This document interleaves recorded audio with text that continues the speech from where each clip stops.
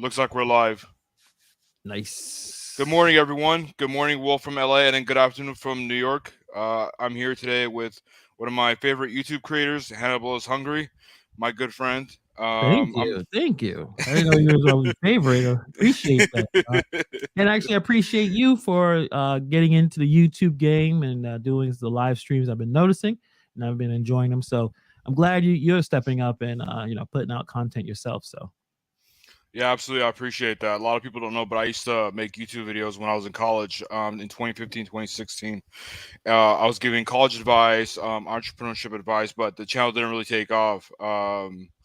So, but yeah, things are much better now. I understand the YouTube algorithm more. I got to meet really cool people like you, Steve, Jason, a whole bunch of other people, and you guys have inspired me to get back on YouTube. So that's kind of how this worked out. nice. Many people in the community know who you are.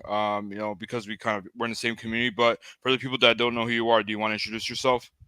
Sure. So I started my I guess full time gig work life based on what happened 2 years ago. I was laid off from my job and I immediately thought about doing Uber Eats. Didn't know too much about it, didn't have any friends and family that did it like exclusively. Like I just said, hey, I have a car. There's nothing else going on. I knew that they were still delivering food. I was like, I'm gonna sign up for Uber Eats and then kind of move myself and kind of figure it out. And that's what kind of held me down during those times. And then again, being bored, lockdown, nothing to do. I started going YouTube and started to learn how to create videos. I was with some friends and we would like watch it together, through Zoom and stuff like that. And I thought, well, what they want to do is something more like comic book base, something like that in terms of nerdy stuff. But I thought, well, I'm in my car for like 35 hours a week doing this and nothing else. I'm bored. Let me make some videos, I guess complaining about it or expressing myself about it, if that makes more sense. And that kind of just snowballed from there. So I was always interested in making certain things, but I just didn't have like I didn't think had the time to actually learn.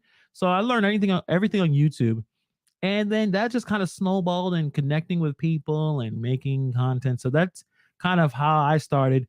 My channel is it's gig work, but it's more about being independent, like a really independent contractor entrepreneur, because that's why I am. I My main source income is dog walking and dog boarding. I would consider the gig stuff in terms of the apps we use as a side hustle. That's how I use it. So that's just how my mind comes when I'm making videos and making content. I come from that angle, and I love it, man. I do this. I have podcasts. I know my goal is to eventually make content creation my full time thing. So the dog walking would be my side hustle. So these side hustles are trying to get me to the main hustle. And I talked for a very long time, 3 minutes. Jesus, man. So but No, yeah, all that's good. my story. A long story, long story. I actually got into food delivery 2018, similar as you. I found myself in a bunch of student loan debt, just like every other American went to college basically, and I couldn't find a W-2 that worked with my 9 to 5 or that played nice with it. And then the flexibility was really attractive, and I got into it, and I eventually ended up paying off my debt, including my student loan. So it's been a life changer for me personally.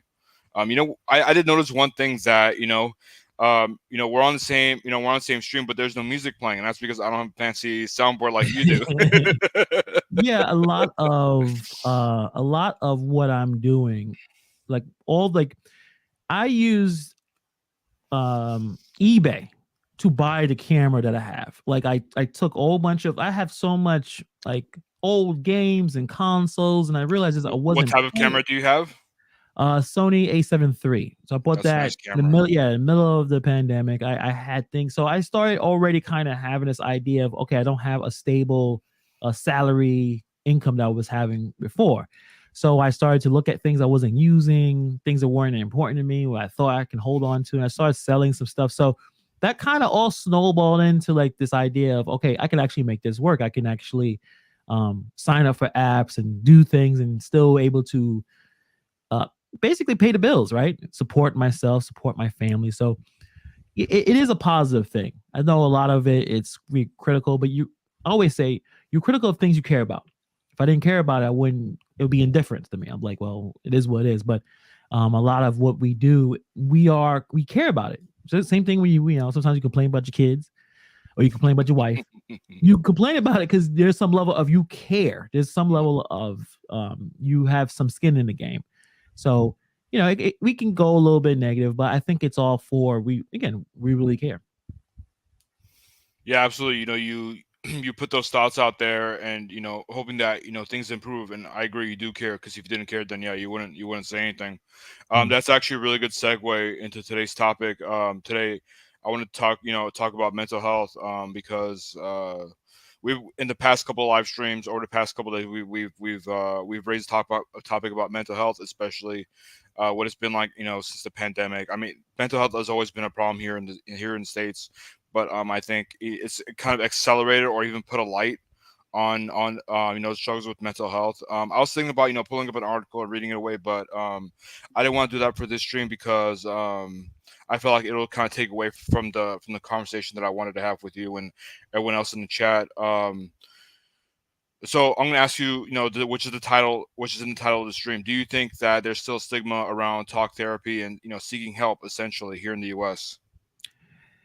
yes, there's still some stigma there. It depends on your community where you live. So in the Black community, it is a stigma. It's getting a little better. I think it's becoming more of an idea that it's just another tool to help you feel better, um, progress, like move forward from certain things. And I know, in at least in the Black community, there's a lot of trauma that's untreated.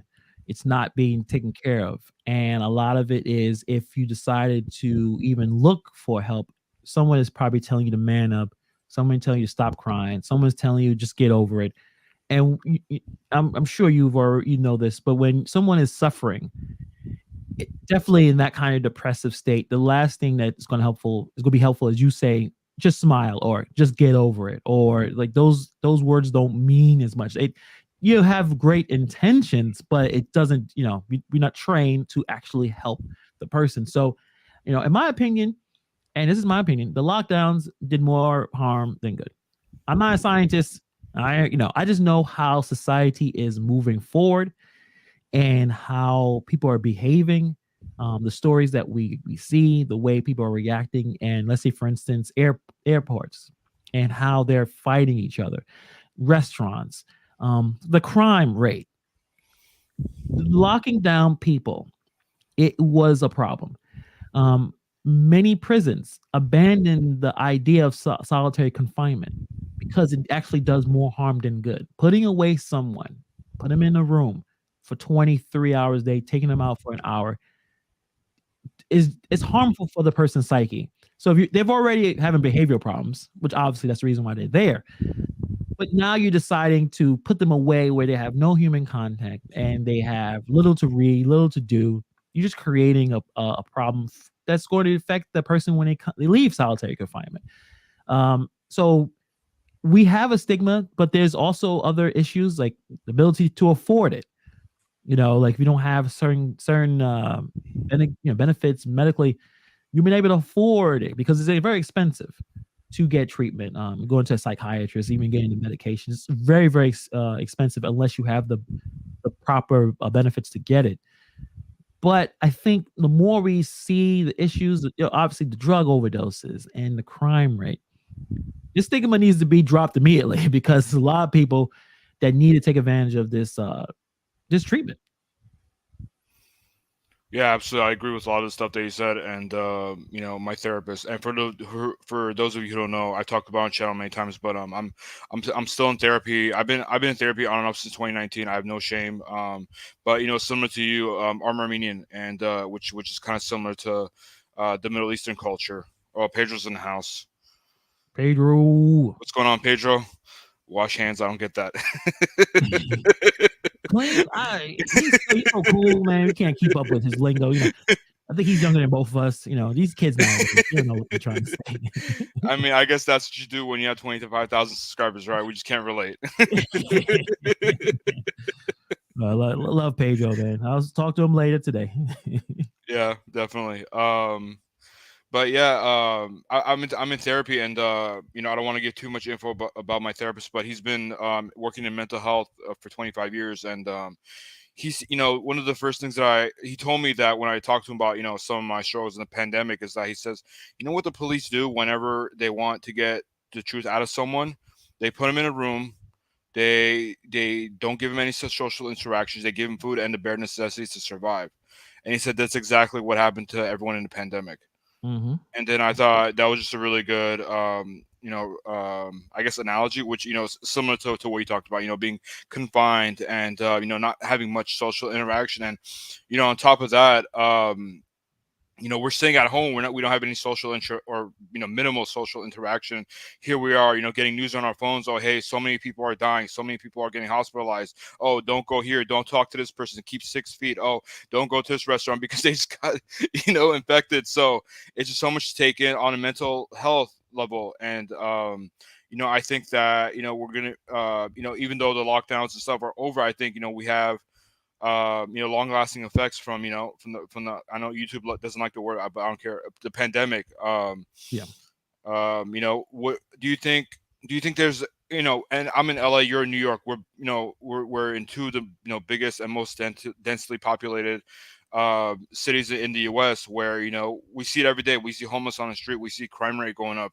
I know that you're in New York. I'm sure you probably have more of a visual representation of or maybe a more accurate than I do, because I don't we in LA we don't really have public transportation here. Everyone's in cars. We sit on a 405 and you listen to J. Cole and Kendrick Lamar all day. I hear you. I mean, you had no choice. You just sit in that traffic. You better listen to something you enjoy. Exactly. We can only listen to N95 for so long. But do you? I mean, do you want to share like some of the things that you see on the streets? When you go out dog walking, or when you do food delivery, or maybe when you're running some errands. What do you see on subways and on streets of New York? Well, I do still, me having a car and my wife having a car, I don't go on the trains as much, but I still go every once in a while while I'm going downtown Brooklyn. Pedro's all right.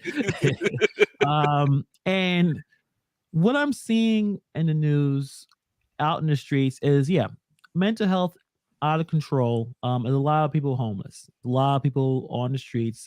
I live near men's shelters, so I see a lot of this. Even in the men's shelters, there's still people out there coming out of the shelter, drinking 9 o'clock in the morning, already drunk. Drugs, either they're on some K2 or they're smoking crack. They just perpetually medicating themselves. They got to be in this haze of I am high. They don't want to deal with their issues. They don't want to deal with the problems. And the crime rate and the crime rate is just getting high for many, many reasons. I think what happened with the last mayor, he just did not take crime seriously. He thought it was more of a problem of the criminal justice system rather than the culture of how these people are being and kids are being raised. So people are out committing having gun charges and then be able to leave the jail, no bail. Like a lot of just logically stupid things. Right? It doesn't make any sense. But in the train is actually even more of a scarier place, because we have many, many, many, many cases, multiple. You can Google it, of mentally ill people pushing passengers off the platform into the tracks. Multiple cases. No rhyme and reason. There's no fight. It's just something's wrong with these people, and they're either doing that or there's stabbings. And so now we have the new mayor. He's trying to flood the cops into the subway system, because that's where people are really nervous. And New York City is a place that people want to visit. And I'll be honest, if I didn't live here and I saw all these stories, New York City would not be a place I would visit. Like, wait a minute, I'm going to be just sitting there being a tourist, not knowing what's going on, and someone push me into a track with a moving train. So it's a really big problem, and that's why people are leaving. I think California and New York is the two biggest states where the people are leaving the most. They're going other places, and sometimes I feel like that's a bad problem. I mean, that's not a big problem. I think maybe it's too many of us in one densely populated area. Like I think one of my favorite things is when I leave out and I go out of state, even if I go to PA, there's just less people. You can breathe. You can be Mhm. around and no one's around. You can think a little better rather than just a constant stream of stimuli that, especially if it's negative stimulation, like everyone's a little bit aggressive. Everyone is in a rush, impatience. And that happens in gig work as well, where you have people coming into this restaurant, taking that phone, blasting in someone's face, Yep. getting upset when the food is not ready exactly the same time they do, or when they go and ring a bell after they pick the food and go to the customer, and the customer doesn't answer immediately. They're already impatient. They have this constant, like, I don't know, I feel like there's squirrels. You ever seen a squirrel? The way it's just like, yeah, like it's just they hopped up on something, and that's just more or less of what's happening. And I hope the crime rate goes down. I think it just need a flood of the people need to go back to jail. I mean, I don't want to be like a negative person trying to figure out how to rehabilitate. We're past that right now. A lot of people who are doing the wrong thing need to be in jail. I mean, I don't know what else is. Yeah, maybe I should, Gary. I should. Um, but also I love the city life, but I know where to go, and I don't really have any issues. I think maybe 2 years ago my car was broken into. That was a little annoying. Cops did nothing about it. They showed up 2 hours later, made a report. They didn't. I'm just like, hey, maybe there's some cameras around. Maybe you can investigate this. No, you know. So that's just kind of where I am in New York City. But I'm still here. I still go outside every day. I don't change my life based on circumstances I can't control. Like I still do what I have to do, and that's how I live my life. Yeah, absolutely. I've had my car broken into a couple years ago as well, and even though it sucks that they showed up 2 hours later for me, they didn't even show up. They told me to file a police report on lapd.com or whatever the website is. They're Yeah, the like, yeah, we're bare not even gonna minimum, right? bother. Yeah. I mean, this guy, and I think the reason why he broke in because I had all of my uh all the food delivery bags Oh, like out, and this is the dummy thought there'd be something in them, and they realized there were yeah. nothing in them. And it's interesting because there was a bottle of Adderall because I'm prescribed Adderall. He Hmm. didn't take that, but it didn't say Adderall. It said I forgot I think the technical term. I guess he didn't realize it was worth something, so he left that. Went through all the glove compartment, went through everything, and he really walked out with nothing. I guess he just realized this was a waste of time. But yeah, it's just those type of things that it can really mess with you because I think that's where people are really that's how things got warped during the pandemic is fear. Like we were so fearful of we don't know what's going to happen with this virus. We don't know what's going on here and there. And when someone's constant in fear, in a state of fear, it changes their psyche. Yeah, absolutely. I mean, I'm seeing it here too. Places in like Hollywood, Venice, Santa Monica. Those are more of area or the cities where people from the East Coast and Midwest come to. I'm in North LA, so we don't get as many tourists here, but the areas that are heavily influenced by tourists, that's where the homelessness population is the highest in my opinion, and I see it all the time. People. Are scared to park their cars in front of their house because it keeps getting broken into, or they're scared to leave their house and walk to the grocery store, to buy groceries because they don't have a car. People are scared to get on the bus, which is basically your subway system. Yeah. To go to work. There's a lot of homeless people who they either want to stab you for whatever reason. They want they want to take your stuff. But yeah, people don't feel safe here in LA. Now I don't want to get into politics here, but ever since we got the new district attorney from San Francisco, things have gotten bad because well, one of the reasons is because petty theft. I think it went from 600 to 900. So there's been shoplifting everywhere, and people just aren't being held accountable. And we can say all day long, let's put them in jail, but that's just a band-aid on whatever's going on right now. So, and also, you mentioned a really good point earlier about how you're seeing a lot of men, or you're seeing more people in the men's shelter. Do you think that men are more? I don't want to say more susceptible, but do you think they're more impacted by, or they have maybe less resources compared to women and children? Most definitely. We don't give I don't want to curse, but we do not care about the men in our society.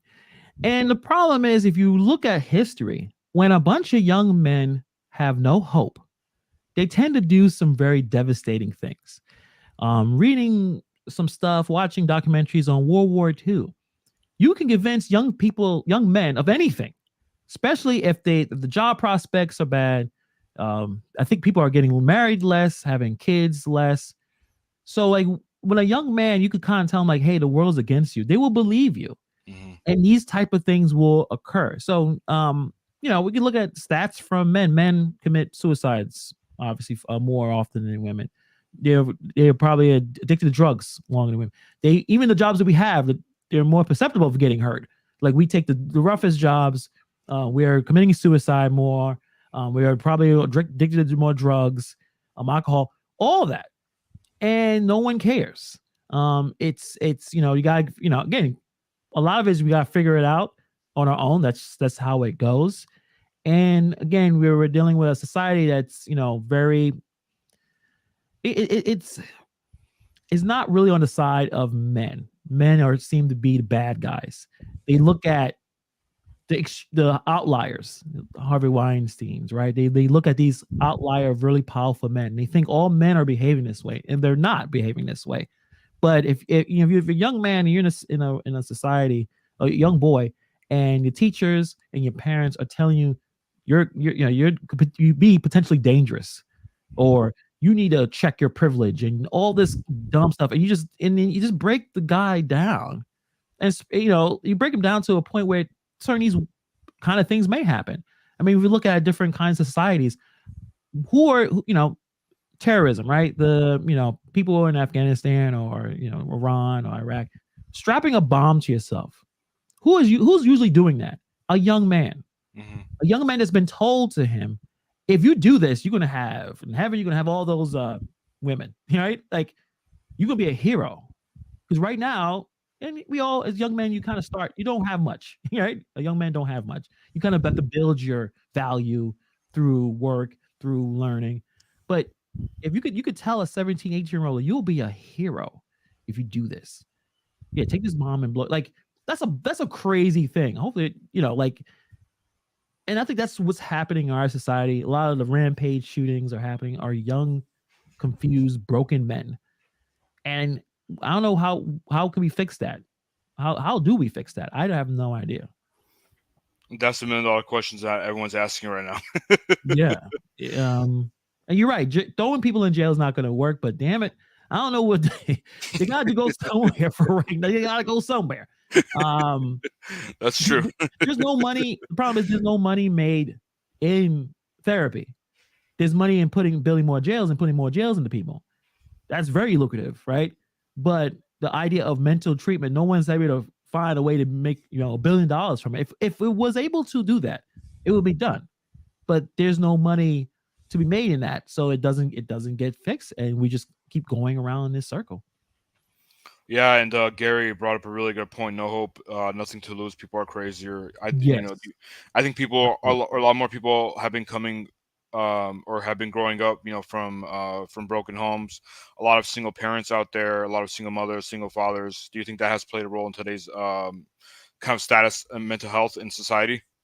Absolutely. If YouTube has a lot of documentaries on this, and talking about people in the prison system. We've been talking about what you said earlier about the interrogation protocols of how to break people. That's exactly what you do. You put them in a room. You don't tell them anything. You leave. You keep leaving, coming in and out. You have them there for 8, 10 hours, to a point where there's many cases of people literally confessing to stuff they didn't do, just to get out of the pressure of the room, the pressure of the questions. They will literally say, "I've did this," and they didn't do it. Like there's many cases. You would assume like I wouldn't say I ain't do something I ain't do. You would if first of all you don't know anything about the law. You don't know like, hey, just say I want a lawyer. I don't want to talk to you. That would Mhm. have stopped it immediately. Like some ignorance there. But if you think I have to make these people happy so they can leave me alone, you would do that. So um in the jail system, most of the issues pan out when you listen to or interviews of people in jail. It's mostly a broken home. They came from a broken home. They came from either no father in the house or no parents at all. Or if they do have parents, they're terrible parents. either addicted to drugs or abusive. The culture, the foundation is broken in many of these society in our society, especially in my community. If you don't have two healthy parents in the home, the chance of something going wrong is high, and that's where we are. And I think you could ask a lot of people that have been in jail, what was your home life? And I would say majority of the time, it's there was a lot of dysfunction in that home. Yeah, alcoholism is one of them, or is one that I hear a lot. Also, with things getting so much more expensive, and both parents essentially having to work now because the average median income in the U.S. isn't enough. Do you think that I mean, I've talked to Steve before, I've talked to Roy, I've talked to some other friends, and they said that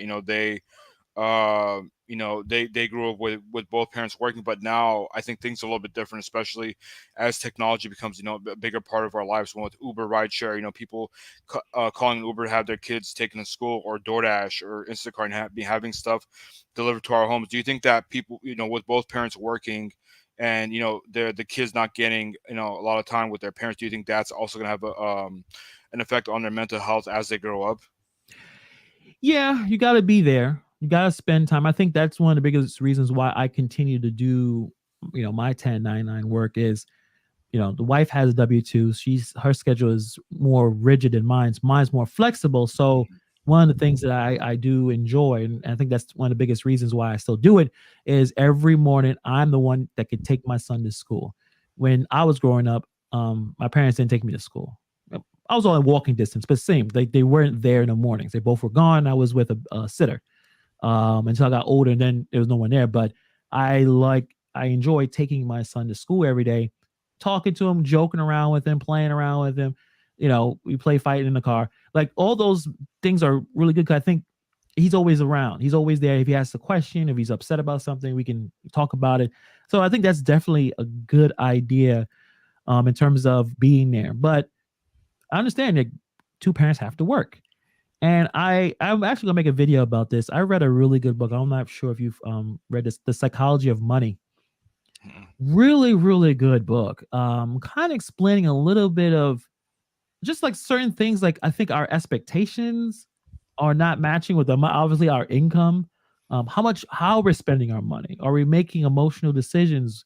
Are we worrying about how we go on social media and seeing people in really nice cars? Um, how many people are working six figures and don't have $1,000 in their bank account? Mm. Like, why? Are you trying to achieve something? Like you're looking at someone's life and thinking that's the way to live, but you're not. Your income does not get to that point. And what is enough? Like, how much is enough money for you to have a good life? And that's a question that it's a different answer for everyone. Like, do you need to have the best of everything all the time to have a good life? Or you could be happier in a smaller place compared to the big house. Like, those are questions that we need to answer for ourselves. And I think a lot of that can put us in different positions, put you in a lot of credit card debt, trying to keep up with the Joneses. Like, why? Why do you need the newest, Tesla right now? Well, that's a bad example. You probably want a Tesla right now. Gas is terrible. Prices are terrible. But like, do you need the best car? Do you need when do you stop moving the goalpost? And we don't. We keep moving, keep moving, keep moving. The more you earn, the more you spend. And when you're away from your family, those are costs that you're paying. You're paying that cost too. Yeah, you're getting the income, but you're paying the cost when your parent, when you gone, that child is not there. Not you're not there. You're not there to talk to them, to see what's going on, see what they're doing. We all pay that cost when you spend more time working than taking care of your family. Yeah, definitely. I think it was on Sunday. Roy, when Roy was on the live stream, he brought up a really good point that I'm still thinking about, to be honest, because it's so true. Because I never thought about it for some strange reason, but he said that even when you're even because I told him that I was out of debt now, but he said that people that are trying to get out of debt, or they're trying to get financially ahead, like you mentioned, working two jobs or making six figures, um, you're in debt to something else. You're in debt to your kids, your mental health, your physical health, maybe your social life. If you're working 7 days a week like Bud Soda. um, I don't want to pick on him because I used to do the same thing in 2019. I worked 7 days a week too, and that was definitely tough on my mental health as well. But the the thing that I want to ask you is that do you think it has a lot to do with with how our society is programmed? Because that's one of the things that I wrote about in my last book, The Five Foundations of Contentment. Mhm. You know, there's such a emphasis on consumerism and hey, buy this and you'll be the coolest person on the block, and then 6 months later they'll try to sell you something else. Because for before, we had magazines, we had TV commercials. Now social media. Do you think that social media has kind of not evolved, but do you think it's kind of like worse than that thing where hey, like I'm scrolling through my phone, oh hey, Hannibal has a better life than I do, Pedro's doing way better than I am? Do you think that that mentality is kind of it's almost like a vicious cycle where you buy something because you feel like you're not doing good enough, but then after you buy it, you realize you're still not doing good, so you buy more? Do you think that's kind of what's going on right now? Most definitely. I don't know if you guys watch this show. I think it's on Hulu or Netflix, but Hoarders. Oh man. Hoarders is like next level where you can tell someone bought way too many things. I'm talking not the ones that where the person's just trashy and they're just that's just gross, but like people who just bought too much clothes, too Toilet paper. much, and they can't, yeah, totally. And when they start to clean the house, they say, "Hey, hey, this you didn't use this item. Like you want to donate it or throw it out?" You're like, "Oh no, I may use it eventually. Oh, I don't want to throw away this shirt because this shirt was just my bought by my," and they have excuse for everything. That's more of a deeper mental illness. But 70% of our economy comes from consumer spending. That's a lot of consumer spending. So to keep the economy going, you gotta sell and sell and sell. And I think our advertisers are so good. Like they got this down to a science. They know exactly how to get me and you to buy something. Hmm. They know if they scroll it, and if it's a certain kind of text, certain kind of color, a certain way of presenting the problem that you have, if it's a real problem, and their solution. You want to look better? Here's this shirt. Here's this hat. You want to do something better? You want to learn something, or you want to look better? Whatever it is, they know exactly. They got this. I mean, that's how Facebook became this ultra successful $1 billion company. Where the product is us, the advertiser is the customer. The customer, it says, "Hey, give us all this algorithm control. We can sell our item to women from 18 to 34 who live in America, who watches and follow these channels, follow these pages." Like it's broken down. So when they're on Facebook, the item that they know most likely they will buy, it's on that feed. So that's very powerful. And that brings us down to right now, I think credit card usage is the highest ever. We're all in debt with our credit cards. And how long this continues, I mean, so far we got to this point, right? But consumerism is definitely a problem. And if we all were enlightened enough to realize that a lot of the crap that we buy isn't important, I don't know what will happen to our economy because 70% is based on us spending money. Yeah, absolutely. And you've been following, the economic trends, a lot more than I have. Where do you think? I mean, or has consumer spending been going down? Has it been flat, or what have you been noticing?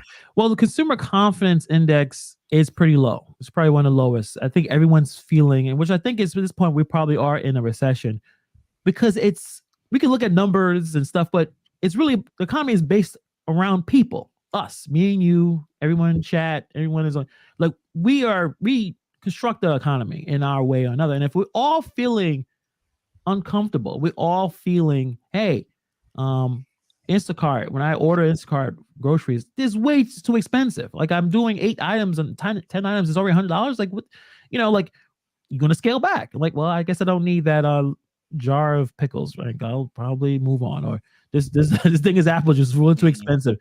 We all will scale back. So I think one of my last videos, I talked about being really careful with gig work because it's all about consumer spending, right? People are buying food or buying groceries or buying items. Most people will scale back. Now, yeah, you'll have some people who just don't care and just going to spend money, but yeah, if you're responsible, just being a responsible adult, you should be scaling back your spending. So that's less orders for people who are doing the gig work. So yeah, I think people are wising up. You're paying a lot of the gas tank. Like I paid $86 to fill my gas tank yesterday. That's a lot of money. That's money I could have spent on, I don't know, something to eat. Right? Yep. I could have had delivered. That gig worker could have made some money off of that. But I used the money for more important stuff, like gas, because without no gas, I can't drive. Exactly. So it will affect all of us in one way or another. Yeah, and I'm probably gonna butcher this. Capricious made a really good comment.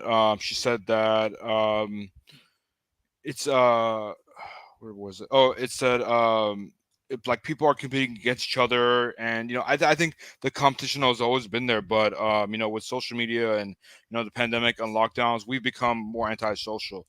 I'm a very extroverted person. I think that's one of the reasons why I've done really well in sales when I had W-2s. But do you think that with everyone being on their phone nowadays, I'm sure you see it in the subway or whenever you're walking in New York. I mean, I see it in LA too, but do you think that's also had an effect on mental health where people aren't socializing in person as much as they used to, and they think that texting each other or DMing each other is just as good? Yeah, and I'm a victim of that. Not a victim. I'm a participant in that way. Like I spend too much time on my phone, and I can use the excuse, well, I'm doing it for work. I Yep. contact clients and I do YouTubes. It's for I'm research researching. reasons. Yeah, I'm researching some articles that I will never. So yeah, it's definitely it is impacted. Even my work when I did W-2, I think I was on my phone way too much. It was so addicting. I Mhm. need that constant flow of I guess stimuli. I know for my son, he's 8 years old, and I had to say, hey, all right, you love this tablet, but you only use it on the weekends. And sometimes he doesn't use it on the weekends. Like I realize how addictive the tablets. If you've been around a bunch of kids, we use tablets like a pacifier now. Like the child's annoying. Like, hey, take this and play Candy Crush or whatever Mhm. games like. There's so many games on these apps now, all these tablets. I couldn't tell, but you have to I realize I don't need the phone. And I realized this a few times. When one time I think I lost my phone in an Uber. That took a day or two to get back. The guy brought me back my phone. You start to realize, hey, I don't need this phone. I can find something else to do. I can walk outside, have a conversation. And I realize that too when you go out. And I'm at least happy or at least grateful that I have friends and hang out with people where if we go out to some drinks or we go out to eat, no one's on their phone because it would look weird. And I know this, and I've seen this sometimes restaurants. It doesn't matter. There's still people staring at their phone. I'm like, you outside. You're with people. Like, is the phone that interesting? Because that's so. I'm thankful. At least have the people in my life where if we go out, we probably check our phone, one or two times, and we just talking and enjoying a moment of a concert. Like I Mhm. see some people who do the record the concert. Like a lot of times those videos are terrible. Like it's too damn dark. It looks it looks ridiculous. First of all, they record vertically, not horizontally, and that Yeah, kills me. it's embarrassing, like enjoy the moment. So like, but I would say even though I go to a concert, most people are just enjoying the concert. So there is still hope there, but if you check out the stats for teen suicide, especially girls, during that time because of Instagram, the constant comparison syndrome, it is potential. It's not potential. It's dangerous. Too many kids are on it when they're not even old enough to be using it. I think the recommended age, I think is 16 for Instagram or 18. I forgot the age. But I've seen people in grade school with their phones on these apps. Why are they on these apps? The parents are just like, well, go ahead. And I think that is a potentially dangerous thing to have, giving them that kind of access to stimuli too early in their lives. It will mess them up. Yeah, I agree with you 1000%. I'm not a parent, but I can see, why. Well, I guess in their, I mean, I don't agree with them, but in their defense, do you think they're giving kids a phone or a tablet because they're just so consumed or stressed out in their own work? Do you think that that's, or do you think that they're doing that because they're struggling with their own mental health, and in return, it's also going to somehow affect their child's mental health as they grow up? Yep, I think a lot of it is based on they just don't know the damaging effects. I think more and more news stories will come out. I think people will start to understand that. And back in the day, they threw you in front of the TV, Hmm. right? Like I've watched way too much TV and video games, play way too much, and I think that those are some could be potentially harmful. But the tablet, the phone is next level interaction, next level notifications. Like TV is not necessarily throwing notifications to come back and watch it. It's a commercial. Say, hey, come back at 8 p.m. to watch this stupid show. even with the video games, well, video games actually kind of turned into some kind of gambling microtransactional crap, which I can't stand, where you buy a game. It's like, hey, you want to do better? You got to pay more money. It's like, wait a minute, I Yep. already bought the game. Like, no, no, to get this item or get this power up, you put no effort in, no skill to play the game, just pay. And kids are into that too. The Fortnite thing. So that gaming has turned into gambling in that aspect as well. Loot boxes where you get something and you don't even know what it's going to be. So all of those things are potentially harmful for children who have not developed their brains yet. So like at least for me, I kind of took a stand. I realized that my son was a little bit too addicted to this tablet. And I said, you know what, you're gonna have to do it on the weekends. And he may be a little upset about it, but then he moves on. He's playing with toys. He still watch TV, he can still play video games, but he's just not as addicted to like Wall-E style compared to the tablet or the phone. Yeah, you actually brought up a really good point that I had forgotten. Back whenever social media or internet wasn't as big as it is nowadays, threw us in front of the TV, and the Yeah. worst thing you could probably watch is wrestling, which is Yeah. fun. Yeah, and they still call it the idiot box, right? I don't know if you heard that. They still like no, I he's haven't. sitting in front of his TV, like and you realize, yeah, that was probably not great, but yeah, these games and what's happening with these apps, it's like way worse. So you'll go watch TV because eventually you will get bored of watching TV. Eventually you will run out of stuff to watch because I feel like even me, I feel like the quality of the stuff that's on TV, it's either repetitive and I'm just old and just I've seen this story already, or it's just the quality is gone. But getting attached to Facebook and Instagram, it's like I said, it's a very addicting situation. Yeah, one of the things that while you were speaking about TV and comparing it to the internet, I think a lot of it has to do with the fact that the content on TV, there's regulation around it. There's no regulation with the content on the internet. You could see, you can go from watching cartoon to seeing porn as a kid, or I don't know, someone getting shot on YouTube on a news channel or something like that. So yeah, I think that's a tough place to be, when it comes to being a kid and all the stuff that we're exposed to. I actually was talking about this with my wife yesterday. So I don't know if you check out Twitch. No, Twitch I know what it is, but yeah, I don't use it. Yeah, so for guys, in case you guys don't know, Twitch is basically a streaming platform. So it's like YouTube, but it's mostly gaming based. But they actually have all types of content now. But it began as a gaming stream. You go there, you follow your favorite content creator. They're streaming a game, and it's entertaining because either very interesting personality or they're really good at the game. So sometimes, like if you are struggling with a game, you go watch this guy who's probably like destroying the game. You're like, damn, at least you're learning something. So, but there's a part of it, and they actually made a whole category in Twitch called hot tub or pool. It's women in bikinis just talking, like streaming. They're not gaming. Huh? Are they gaming? No, they're just talking, and people are just sending money to them, and oh my god, they'll do funny things like jumping jacks, or they'll do a squat. They can't be naked because once they show anything, they get banned. But the scary part about this, yes, they're very attractive women, but this is a platform for children. Most of them are kids. Imagine if when I was 15 years old and saw that, I wouldn't leave the house. Like I would be I would have nothing done. I mean, this woman, very well developed, and interacting with you, right? Like if you send her enough money, she'll say hi to you. I think that's the reason why OnlyFans became such a big platform. You're restricting your growth, like your development has been arrested, literally, because you're not going outside to talk to any girls because this girl said hi to you because you gave them $5. And also, I did not need to sign in to the app ain't like you sign in, you have to at least verify how old you are. I was not signed in, and I was able to access that content. So imagine that person I forgot the name of the content creator, but there's probably a lot of young boys in there. And I can't blame them because if this was something that I had when I was 15, I'd probably be in there.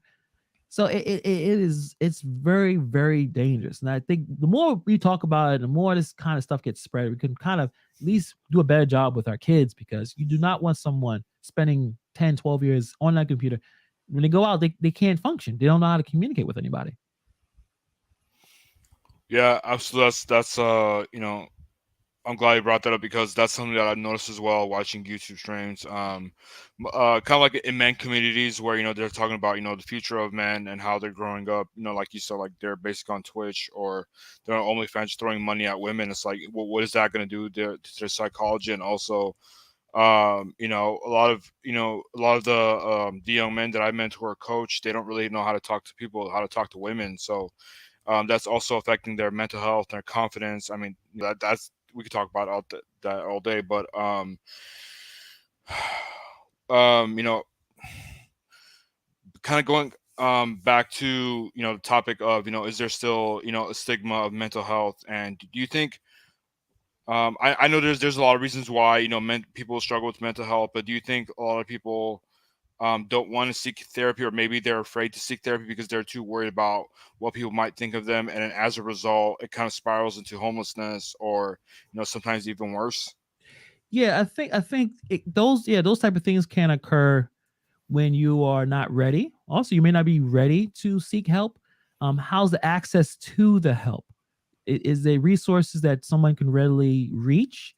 Again, it's expensive, so I know there's some other services I've seen. I think it's called BetterHelp. Like there's some Mm. stuff where it's not as expensive, but I think the access to information needs to be there. And the thing is, it's, we are medicating ourselves to other things, either weed or drugs or whatever, alcohol, Alcohol, yeah. food, video gaming. Like we're filling the void with something that is not as healthy as really taking care of yourself. And exercise is definitely a big one, but as much as exercise is great, you still need to talk to a professional about certain things. They can at least open your mind up. And it's not an easy fix, like just because like, well, I'll go with therapy and I'll just come out in 2 weeks. Like it doesn't work that way. Like Hmm. it's a constant muscle you need to strengthen. It's a journey for sure. Yeah, perfect word is a journey. So yes, I think the stigma is still there. Again, it's stronger in some communities, but I think access need to be there. Trying to find a way to make tons of money out of it, I don't know if that's going to work. I think the money that we need to spend is basically a better, like if I had to pay high taxes, right? I know none of us like to pay a lot of taxes, especially because we don't think the money's going anywhere Hmm. that's actually helping anyone. But if you told me that we'll tax you up to what, but we are going to truly invest in free mental help to someone that can walk into a building and have help, I would gladly pay, because that's a payment that I think we as a society need to pay, so we're not dealing with the high crime issues and the high drug use and the high overdoses. I mean, a lot of people, the amount of people have died in the last 2 years from fentanyl is like staggering. It's I think it's one of the highest ways, or one of the highest rates for kids, like young adults, to die is fentanyl overdose. If we could fix that problem, it would be a better society. So I would gladly pay. Now, they would never work because, again, taxes are just, who knows where this money is going. But I think we need to pay that price because it will come in a negative way if we don't. Yeah, I'm not sure if this is the case in New York or not. I think it is, but here in California, we one of the ways our government is approaching it is that they're saying, hey, it's okay, it's okay to do drugs essentially, but we're gonna give you private rooms, we're gonna give you the syringes and all that stuff. Just don't do it in public. And they're kind of being more welcoming about it instead of talking down on them. Do you think that's what a solution that would improve the situation? You know, it's a conflict. I understand what they're trying to do, but man, that is just such a weak band-aid on the problem. But I understand that, okay, these people, clearly we don't have the funds or the resources to try to get them off this. So like, well then come here, we'll give you clean needles in a clean, safe environment. And I guess that's just, it's more of it's not idealistic, right? It's not ideal, but it's just the way it is. It's just based in reality. There's people who are addicted to it. Let's get them into a better place. But I'll be honest, I don't want to in my neighborhood. I don't want it near my son, but it gotta go somewhere, right? I mean, so I understand that strategy. Kind of reminds me of I don't know if you watched The Wire, but then that's a damn good show. But one part of it where this police chief tried to make one part of, I guess, Baltimore, he called it Amsterdam, and people can go there to, freely do their drugs, and at least the cops would be there. It'd be more of a community based situation. And in the show, things actually improved, but then it kind of went out of control because it wasn't, first of all, it wasn't legal to do so. But I understand. I understand it. It's not ideal, no, but I understand it. So like if that was something that's available, I wouldn't necessarily say, well, shut it down. This is what it is. Addiction is not an easy thing to overcome, and it's better to do it in a safe environment, clean environment than a dirty one. Yes. So I guess that's my conflicting thoughts about it. Yeah, I'm on the same page as you. It's better than nothing, but at the same time, it's a short term fix, and not a long term fix. But as we get close to an hour, kind of close to the end of the show, I wanted to bring up something that Roy mentioned. People only try and compete with others because they haven't learned to be happy with themselves and their accomplishments, and I think that's really spot on, and that's one of the things that I've kind of this is basically the emphasis of this book right here. And I'm also writing my new book because for me, growing up as an overweight kid, I was always told that I'm not good enough, or hey, you can't hang out with these people, or certain women didn't want to go out with me, so it's affected my psychology as an adult. And obviously, I've gotten a lot better at it now, especially now that I'm in therapy. And therapy actually helped me uncover the fact that I'm by nature I'm extremely driven and I'm extremely goal oriented. I think we all are, especially if we're on YouTube, with a channel, or if we're doing gig work. If you can, if you have to give advice to someone who's just not happy with themselves, they're constantly on social media, trying to keep up with the Joneses, as they say. Think that they're not good enough, and they're not happy with themselves, which can have a direct impact on their mental health. What type of advice would you give them? that's a I know that's a it's that's a, tough. that's a big Yeah. question. If all right, well, I think you could only, okay, I'll start from the beginning. One of the philosophies in life that kind of helped me, especially towards the end of my W-2 world, and then even into the 1099 world. You got me already there. Be the best you. The But actually, it's is stoicism, the Stoic philosophy. One of my favorite books of all time is Meditations. Um, and you have to read the whole thing to kind of realize you only worry about what you can control. Mhm. You can't worry about things you can't control. Only what you can control, and how you handle things going. So, like when someone says, "Well, you made me mad," no, no, no, you just got mad. That other person didn't do anything. You can control whether to be mad or not be mad. You can control, I guess, what I think the line in one of the books is, you can change the color of your emerald, right? Like you can do it. It's not the outside factors. And in stoicism, I think you kind of come into a situation where things, when you go into your day, things may go wrong and you'll be all right. Things may go right. You'll be all right. You don't let the highs and lows affect your day. I think that's one of the things, like what Will Smith said once. He didn't, obviously he's not following that you don't let the wins get to your head or the losses get to your heart.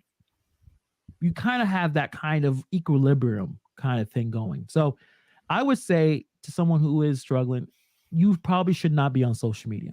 I think many of us probably shouldn't be on social media. I think you should take at least a social media detox. Um, don't watch a lot. Like, be really careful what you watch. Deal with your diet, and obviously food diet, but also what you listen to, what you read, who your friends are. Cut them out. And I know I'm being aggressive here, but I've cut out family members that were better. The only word I have is toxic. I cut that out. I'm very sensitive to the bullshit. Sorry for cursing, but if I notice someone, and this we talked about this yesterday, content creators or people in the comment section, if I realize that you are an, in such a weird negative space, or if I just notice that something is wrong with their interactions, the way they either too aggressive or misconstruing things or taking things like 1 to 100, or for a statement, I probably would not interact with you. Like, you gotta figure that out. I am not. It's like I can't help you. So I like, hey, I'm just not going to communicate with this person. That helps me out because I can't save everybody. I think I had that idea in my 20s where I thought I can just, well, just be nice to this person, they'll turn around. No, Mhm. that doesn't happen. So, and obviously doing that, got to exercise, got to take care of your body, come up with goals. You want is, as Gig Lebowski said, be your best version of yourself. So like you watch your diet, you working out, you're eating better, you're choosing who your friends are, you're choosing what you consume on social media, where you can, because you could craft your social media to only look at least positive, uplifting things. Like, yeah, you want to see some news as well, but the news make you feel like crap. Sometimes the comparison syndrome that makes you feel like crap. Watching channels where complaining is a very lucrative, because that's YouTube. Complaining is really good. Negative titles, thumbnails are higher search and higher. That's just how it works. Clickbait. Yep. Clickbait. Sometimes I mean clickbait, just being negative, and Right. people would like, oh, the 10 things you don't want to lose while doing DoorDash. I'm like, That's oh, true. hell, I got, let me click that. I don't want to lose anything. Like, we have content creators that they are masters of negative YouTube titles and thumbnails, and that's not just in our space. All the spaces, negative. When it bleeds, it leads. That's the news slogan Mhm. there. So yeah, you want to watch diet, and take care of yourself. Really, that's it. And kind of just reduce the amount of stimuli that comes in with all the stuff that's on your screen. And I think that's at least one step forward. And if you're able to get professional help, to get professional help. Yeah, exactly. I mean, you covered everything that I wanted to cover there, and then if I can add to that, what I would say, one of the main topics that I talked or I wrote about it in the book that I just showed you guys, is that we're all especially with consumerism and the way things are marketed to us, we're all in this constant state where we're trying to chase happiness, when in reality happiness is just an emotion, just like sadness, disappointment, some Mm-hmm. of the other emotions, and emotions, in a nutshell, are temporary. So you're chasing something temporary. Mm-hmm. So, just like Roy and Gig Lebowski said, and you said as well, be content with what you have. That doesn't mean that you can stop working towards your goals. It just means that you're grateful for what you have. Because a lot of people have less than you. I've been very humble. I've been humbled, rather. Very quickly once I saw people less fortunate. But just be content with yourself. If you need help, seek therapy. I know it's expensive, but you know, cut, take on an extra job, or cut costs, do something, because therapy, especially when you find the right therapist, it can be really life changing. Yeah. So yeah, any closing thoughts, Hannibal? Oh, this hour went by It extremely flew by. fast. Yeah, I'm, if you want me to back we could on, talk just all let me. day. Yeah, man. You let me know. I always come back on and enjoy this conversation with you. And the last thing I guess I'll say is, what made me a more content person is having a mission and a goal in life. Like I have a goal, and I think that makes things a little easier when you're going ups and down, when there's a goalpost that you're kind of reaching to. I think if you don't really have a mission or a purpose, things can, you can kind of get lost in the weeds a little bit. So I think having a set goal, and it doesn't have to necessarily be the amount of money you'll make, but a set goal and mission to either learn something new or explore something different or try new things. When you have those missions, those quests, it, it makes life more valuable, because Mhm. that's what it's kind of, it's one mission, and after you accomplish that mission, you move on to the next mission. So it's life is chaotic. It's going to have ups and downs, and things that are going to happen you have no idea how to handle, but you just got to push through. And talking about it helps too. Really talking about it with your friends and family, it makes, especially if they kind of understand what you're going through, it makes all the difference in the world. Yeah, exactly. When we, speaking from a personal experience, whenever you have intrusive thoughts, it's really easy to get into a downward spiral and kind of go down the rabbit hole. So, having, a couple friends that you can talk to. I mean, even if you feel like you don't have anyone to talk to, there's a lot of resources, a lot of hotlines. You can just find by just Google. So there's a lot of resources. You're not alone. Definitely seek help if you need it, and talk to a friend. So thanks again, Hannibal, for stopping by and sharing your wisdom. It was really good conversation. Also Appreciate you, man. check out Hannibal's channel. Really good content. One of my favorite content creators out there. He not only does gig work, but he also has a lot of thought provoking content like I do. So you'll really enjoy it. So subscribe to his channel, check it out, and thanks for everyone stopping by. See you guys next one. Peace. Peace out.